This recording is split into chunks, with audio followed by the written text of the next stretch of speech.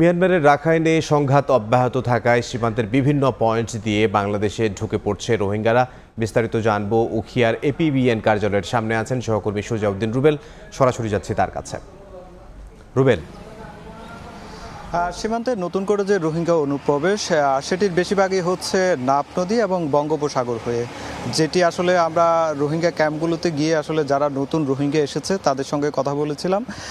তারা যে বিষয়টি বলছে, মিয়ানমারের যে মংডু যে শহরটি রয়েছে সেখানে শহরে তীব্র যুদ্ধ চলছে, যেখানে জান্তা বাহিনীর সঙ্গে আরকান আর্মির লড়াইটি চলছে।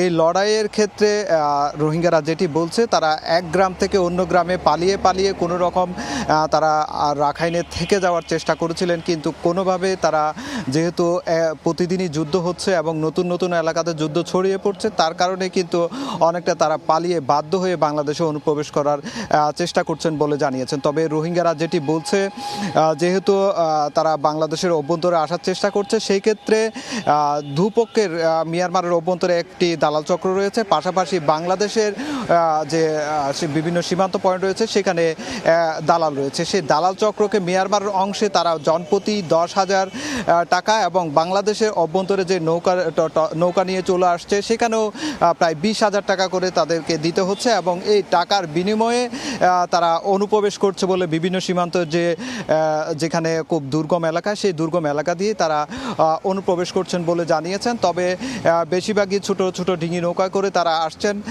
এদিকে আমরা বিজিবির সঙ্গেও কথা বলেছিলাম, তারা সর্বোচ্চ চেষ্টা করে যাচ্ছেন, যেহেতু সাগর, নৌপথ এবং স্থলপথ রয়েছে, বিভিন্ন দুর্গম পথ রয়েছে, সেই দুর্গম পথে অনেকেই দালাল চক্র তারা নানা উপায়ে সীমান্তের নানা উপায়ে তারা রোহিঙ্গাদের অনুপ্রবেশ করাচ্ছে, যার কারণে অনেকটাই তারা চেষ্টা করছেন প্রতিহত করার জন্য। তবে এখন পর্যন্ত শরণার্থী ত্রাণ ও প্রত্যাবাসন কমিশনার যেটি জানিয়েছেন, এখন পর্যন্ত 8 থেকে 10,000 রোহিঙ্গা বাংলাদেশে অনুপ্রবেশ করেছে এবং তাদেরকে বিভিন্ন ক্যাম্পে তারা অবস্থান করছে। এখন পর্যন্ত আসলে যারা রোহিঙ্গারা অনুপ্রবেশ করেছে তাদের যে তালিকা বা তাদের কি ব্যাপারে কি সিদ্ধান্ত নেওয়া হবে সেটি এখনও সিদ্ধান্ত হয়নি।